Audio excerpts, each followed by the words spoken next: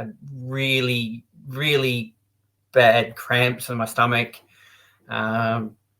Toilet became very interesting, not in a good way. So, I was sort of battling against that, going through all the, doctor's advice. Maybe it's lactose, maybe it's a celiac type issue. So the medical advice, more fiber. Jason, how did you find Carnivore? Well, for me, Carnivore was a bit of a circular journey. I originally sort of come across it when I was working away in the mines. I was somewhat heavier then. I was probably around that 125, 130 kilo mark. What that equates to in pounds, I wouldn't have the foggiest idea. But one of my mates I was working with at the time, he was also looking to lose a bit of weight, and sort of that was the main focus at the time. So he said, I've heard of this absolute crazy idea that's going around and we should give it a go. And involved not eating any carbohydrate, no vegetables, nothing of the sorts. I thought, well, this guy's off his rocker, but, we're out here, everything's carte blanche, it's just handed to us, so we give it a go. Well, it turned out it was an absolute fantastic idea. We lost all the weight we were looking for, felt the best we've ever felt in our lives. And then, of course, the programming kicks in. We've been told our whole life, saturated fat's the worst thing you could eat. If you want to kill yourself, go ahead and do that. So, we got down to our sort of target weights, mid-80s, put on a bit of muscle mass, felt young, fit and vibrant again. So we thought, well, we better look after our health. So we started eating the notionally healthy diet again. So obviously eating the standard health food of vegetables and fruit, starting having all the same, sort of discomforts and inflammation that, at the time wouldn't have known what it was. But, having got down to a point where we were active and quite vibrant, we were able to sort of maintain that for several years, eating, the rubbish. So you kind of think, well, that extreme thing didn't do me any harm. It obviously must be fairly radical because we lost a lot of weight and, we were, I don't know how you'd say it, pretty much it's just like a bit of plausible deniability. It can't be healthy for you because we lost weight. Healthy way of losing weight is to absolutely struggle your guts out for years and years and years, and maybe eventually get a little bit better as you go along. There couldn't be this possible thing where you eat this delicious food and enjoy your life and be healthy, because that goes against everything we've ever been told. So fast forward probably 10 years later, back on the regular healthy diet, eating my fruits and vegetables, and really making sure I don't eat fat, and watching what I eat, and the weight creeps back. But it's an old age thing. I'm getting old now, so I'm sore because of that. And then I started to develop, the only way to put it is gastrointestinal issues. So I had really, really bad cramps in my stomach. Toilet became very interesting, not in a good way. So, I was sort of battling against that, going through all the, doctor's advice. Maybe it's lactose, maybe it's a celiac type issue. So the medical advice, more fiber, always more fiber. You got any problems in the bathroom? Just have more fiber. So as you can imagine, it doesn't work, and everything just got worse. To the point where you think, well, something's not right. So I do what every self-respecting scientist does, and looked at the internet. Started arguing with people. Get online, and I've always been the inquisitive type. I like to pull things apart, see how they work. Sometimes I get them back together and they work again. Sometimes, well, most of the time they don't. But I started delving into the world of dietary science and realized that it's a bit of an oxymoron. There's a lot of theories out there. There's no real science behind a lot of it. That was for me a bit of a surprise. I thought, well, this is vermin advice. This is what's given to us, thrown down our throats. Like, this is how we keep humans alive. Surely there's a great deal of research that's gone into it. Turns out a great deal of money, a great deal of influence, not much in the way of actual scientific research. So that led me down the sort of rabbit hole, and I stumbled across a guy named Sten Eckbert on YouTube. He's a holistic doctor, I think he calls himself, and he sort of has an interesting take on things, but he sort of delves into the why, and that sort of got my interest, and a lot of what he was saying made sense. Some of it seemed a bit extreme, but I wasn't adverse to extreme because I had tried this absolutely harebrained, ridiculous diet before. And so that led me further down the rabbit path. Stumbled across Dr. Silas, who his take on it is obviously the addiction side of things, carbohydrate addiction. And listening to sort of his work, everything just made sense. Like, if you're looking at it from an addiction side of things, this sugar, it's a drug. And that all made sense. So I thought, well, maybe there's something into this.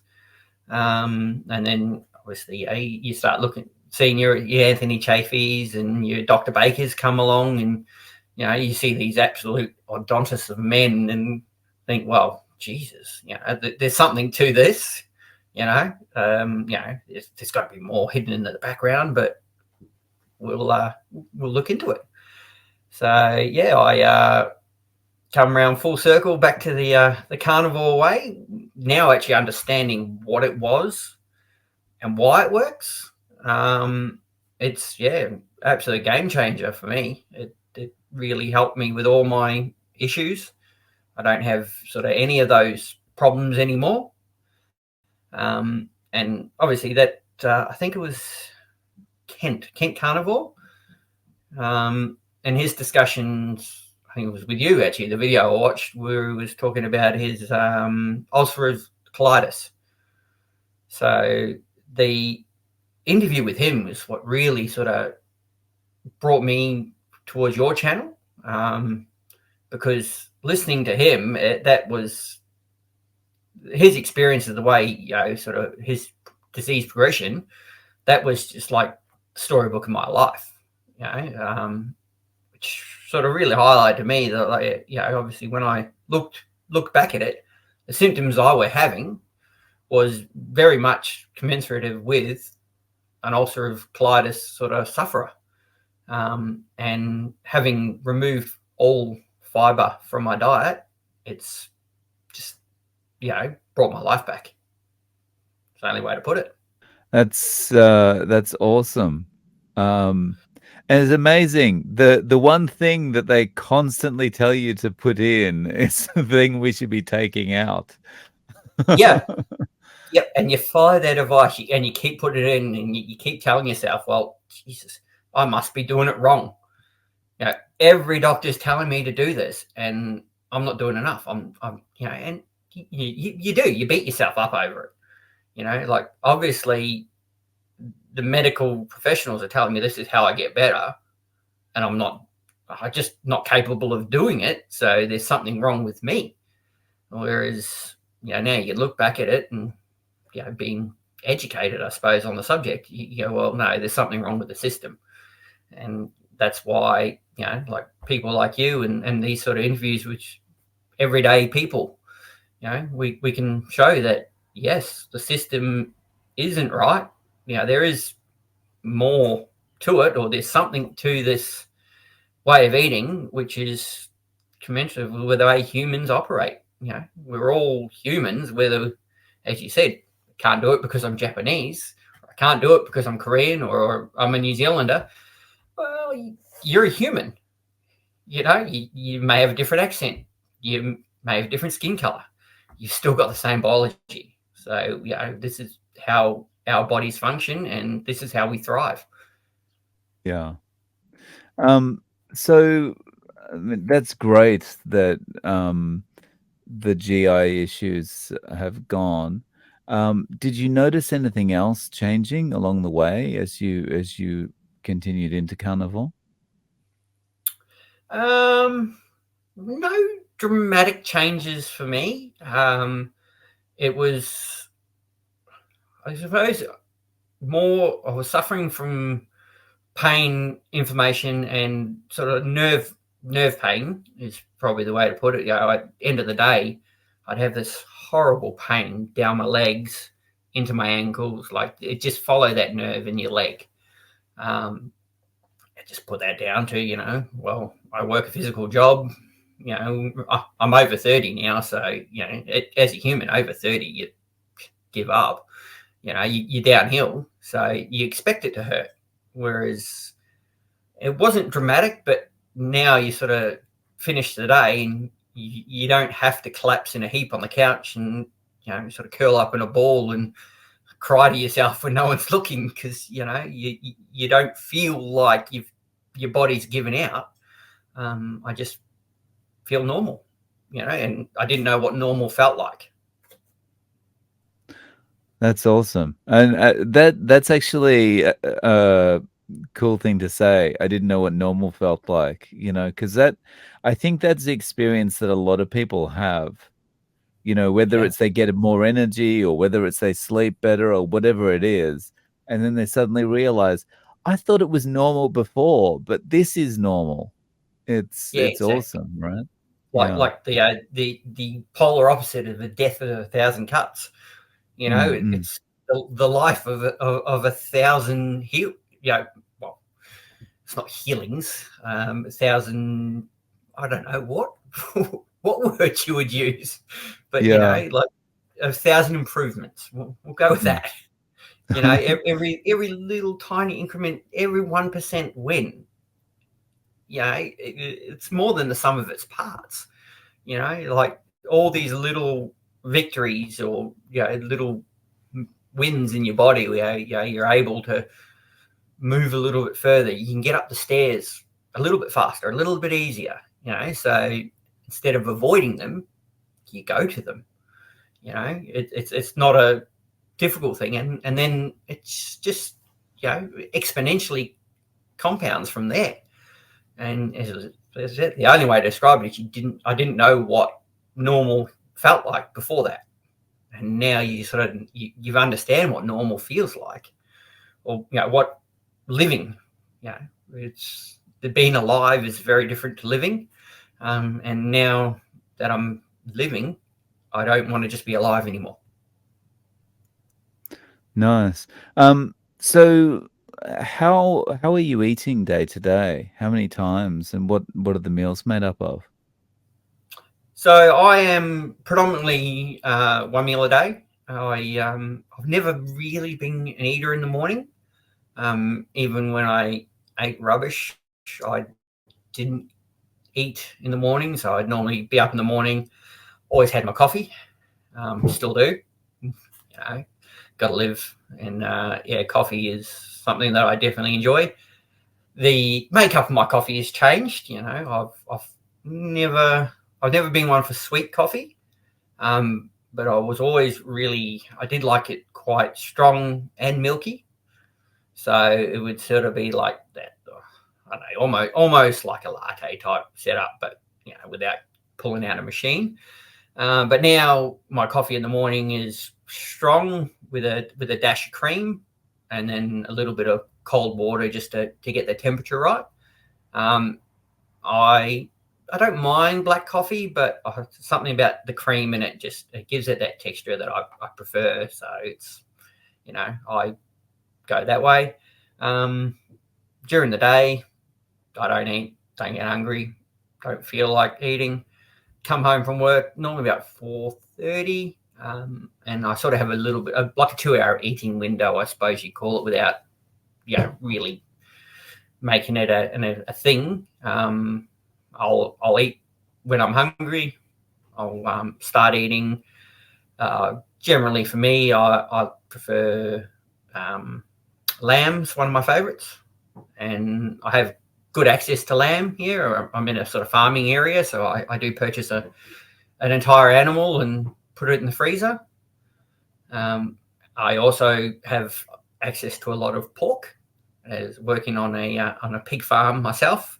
So pork is one of those things that I enjoy. Not many people in my house like pork, so it's a bit hard when I cook up pork. I've got pork for the next 4 or 5 days in the fridge. So, but for me that's not a problem. I'll work my way through it. I don't like wasting things. So it's normally that one spread out meal. I don't have a large meal. I find like if I'm eating steak, I'll eat probably a 300-400 gram steak, and that's sort of my limit. I can't really eat much more than that. So I'll sort of eat over that couple hour window. If I'm still hungry, I'll eat more. If eat half a steak and I feel full, well then I'll just go with that, and that's it for the day. Nice. So you mentioned the other people in the house. What do the other people in the house think about this way of eating? They're coming around to it. The other people in the house, they love their carbs. Their pasta is, a staple to them. But they can see the benefits that I sort of reap from it. So I suppose they're questioning their own reasons for liking what they like. None of them are interested in pursuing this way of life. I try not to sort of preach it, but it's really hard not to, because like you kind of want to shout at everyone and beat them into submission and say, well, just do it and you'll feel good, and then I won't have to tell you to do it. But as we all know from our we'll call them our online vegan community friends, beating people into submission, no matter how confident in your own ideas is always going to be counterproductive. So I try and let people in the family sort of come around to it. They've really increased their meat intake. I've managed, all bar one still eats this margarine spread, which shouldn't even be in the house, but she's obsessed with it, so she'll eats it. But most of them all switch to sort of your butter and your animal fats. You don't have the seed oils in the house, and they know the food's better. It tastes better to start with, and they're feeling better. So I think it's just a progression for them to come around and in their own time, for their own reasons, decide that they want to improve their diet, or like improve their life, really. You mentioned seed oils there, and it just reminded me of something. So for me, it's been like 2 years, well, almost 2 years since I've cooked in seed oils. And if I walk past some used seed oils now, like if I walk past a takeaway shop or something that's been cooking with seed oils, the smell is overpowering. It's just awful. This kind of I'm not sure how to describe it. I guess it Yeah, is kind of close to an industrial smell. I'm not it's like sure. like an unnatural industrial sort of toxic waste. Like it just yeah, the smell, or even like you sort of get that like you're saying, you walk past like a fish and chip shop, using cholesterol free, healthiest oil we can find, and the fumes of that. You sort of get that, and it's got that like acrid taste to it. Like your body just really repels against it, And before, you would have gone, oh, Jesus, a nice fresh potato cake or something like that, all beautiful. It's crispy and it's golden, but now it just, anything like that, like what was it? My youngest daughter, she got a Pop-Tart, and just the smell of that cooking in the toaster, it gave me that like real chemical hint in my mouth, and it, your instincts kick in, which have been beaten in submission for years. That this is not how, like we're animals. We've got instincts. We see stuff or we smell stuff, and our brains, our natural instincts will tell us, hightail it, get out of there, because that's poison, and that's what it Yeah. feels like. That's That what my brain tells me. that Pop-Tart chemical smell is, when you talk about that, that kind of reminds me of when I'm walking to work past Krispy Kreme. Yeah, That's kind of the smell I get coming out of Krispy yep, Kreme. It's that yep. chemical smell. Yeah, Yeah. and you get the flashbacks from just talking about it. Like you can like it's the back of the throat sort of taste. It just comes back to you and you remember it. And your body's learned that's not food. Get away from it. Mm. Yeah, it's just finally we've got to the point where we're actually acknowledging what our body's been trying to tell us. Yeah, yeah, Yeah. yeah. Teaching Um, ourselves to listen. yeah. So, at this point, how long has it been that you've been like full on like this one meal a day? I've been coming close to 2 years, predominantly one meal a day. Started off more of a keto diet. Carnivore itself, like sort of as we know it. I like that's probably about a bit over a year, so 14, 15 months, something in that vicinity. I'm not entirely certain on that. It was sort of a little bit of a progression. I still sort of had days where I thought, oh, give it a go. Like roast pumpkin still smelt good, so I'd try it. I'd enjoy it, and then for 3 days I'd pay for it. So and it's just it still happens on occasion. The kid's birthday, I'll have a piece of cake. I don't want to be rude, and then it tastes horrible. And then you pay for it for 3 days. You have a flare up. You make a second home in the little room in the house, and spend the next 3 days regretting that 3 bites of something that you didn't actually like. You mentioned the friend when you're in the mines that kind of got Yep. you on this track.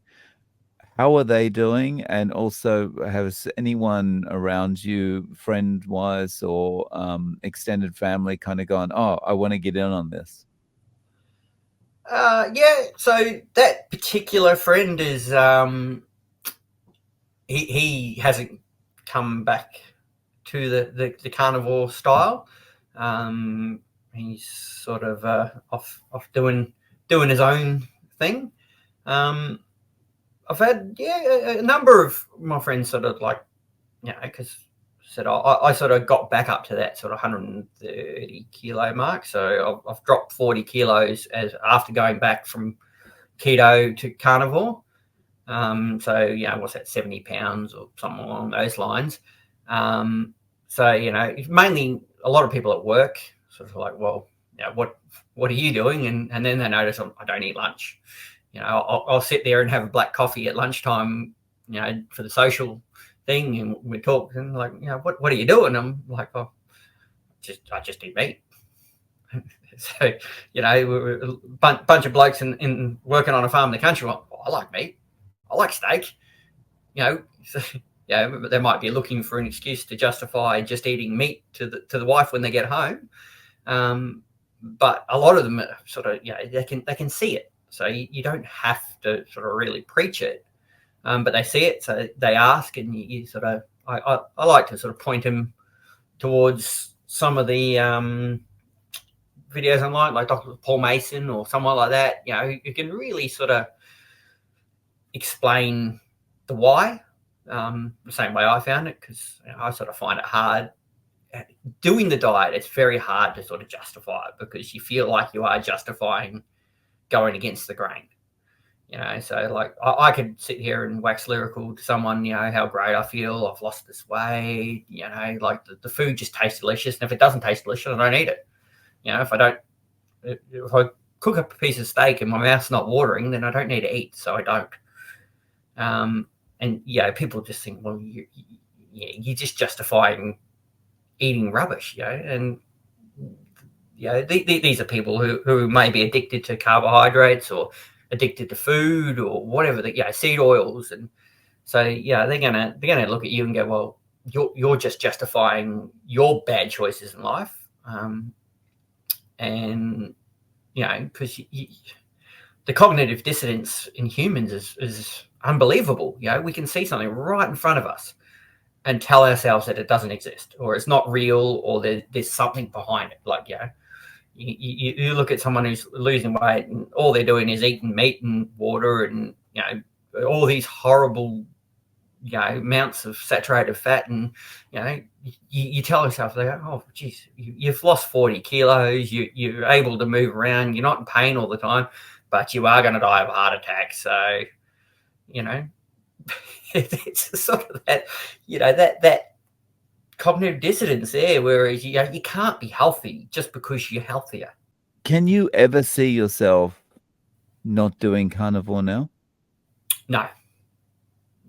For me, this is just how we're supposed to eat. So, I don't see it as a diet. I don't see it as the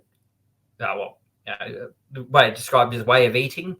It's probably the easiest way to describe it. But for me, it's just food, fuel. So I don't even think of it anymore as anything other than that's just what I do to live and fuel my body and enjoy life.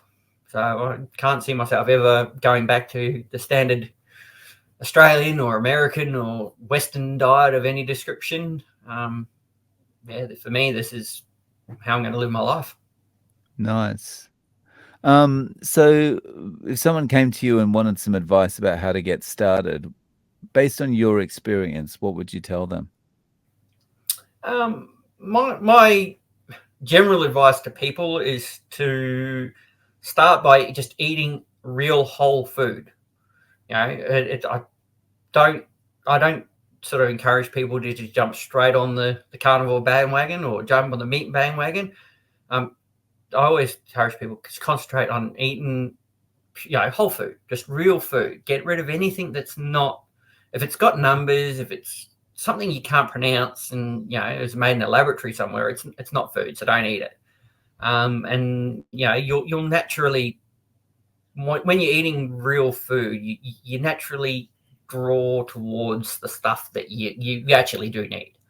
You learn to listen to your body, you learn to listen to your instincts, and you find that you start off eating these lean chicken breasts and whatever, and you progress to your more fatty meats because your body's just craving it.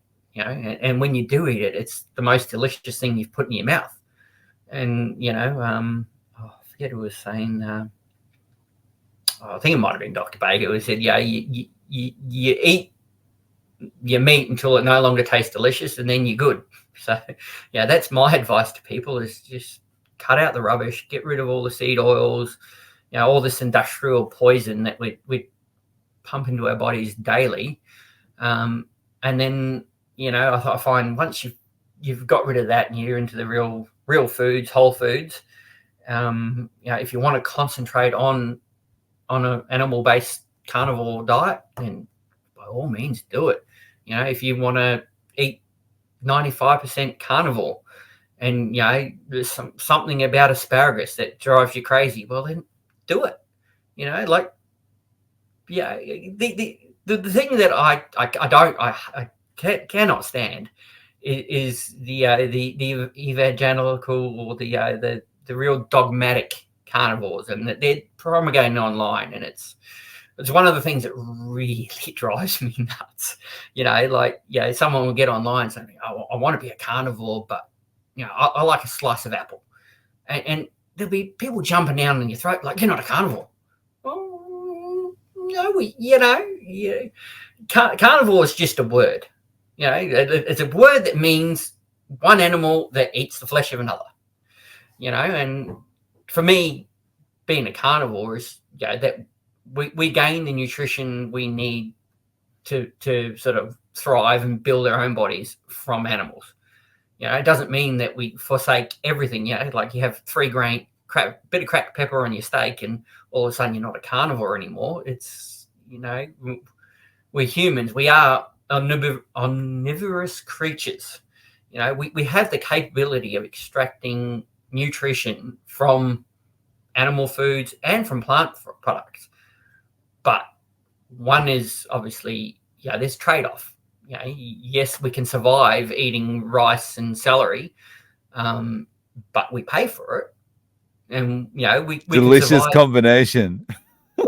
Yeah, and on the same token, like your what's it, the rabbit disease? We could survive for a time if we were just eating wild rabbit, but because they don't have the right fat and then enough of it, we're also going to suffer from that. So like, given your situation, like, we're such adaptable creatures, we can adapt to our environment. So if you want to call yourself a carnivore, well, so be it. But if you want to call yourself carnivore, and you want to have an egg and have bloody lettuce or whatever it is that floats your boat, and so be it. As long as it doesn't do you harm, then I'm all for people just eating whole food. But for me, animal products is where it is, because if I stray away from that, I suffer.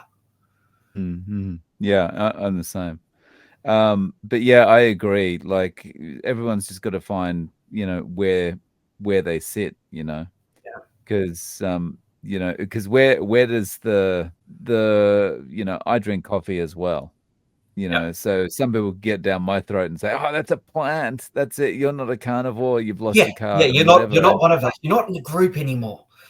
It's not a gatekeep. We don't need gatekeepers in this community. We need people that are saying, "Well, yeah," and a lot of these people just want advice. Like, I want to improve my life, and I want to be a carnivore, whatever the case. I want to join the club.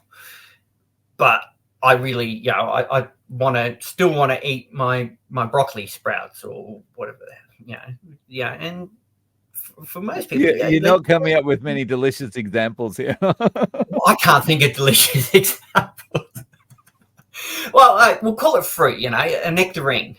You want a nectarine once a week, because you've got a tree in the background, in the backyard.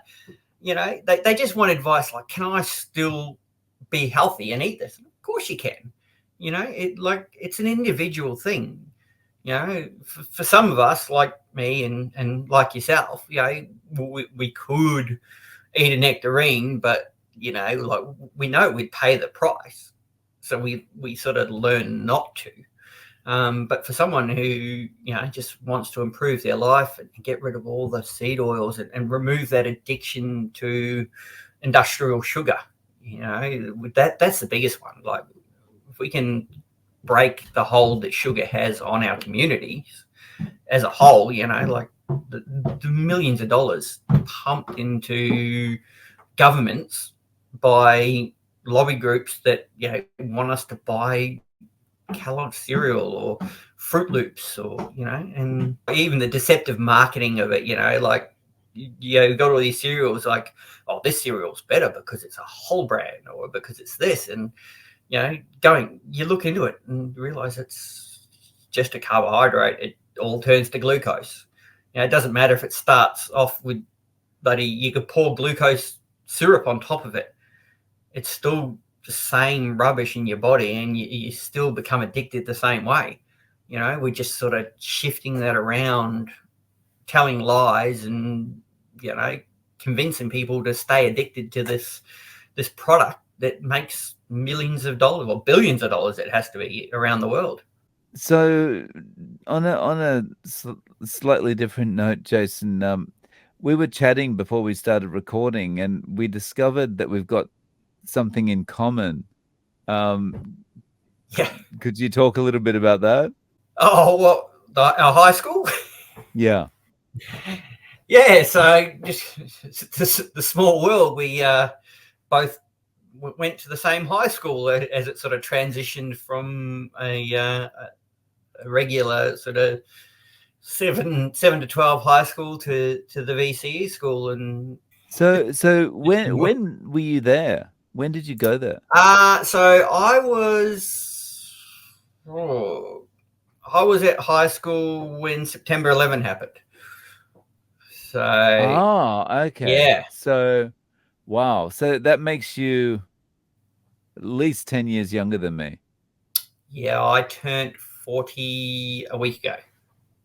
Oh, okay. So I'll be 50 this year. So yeah. Okay.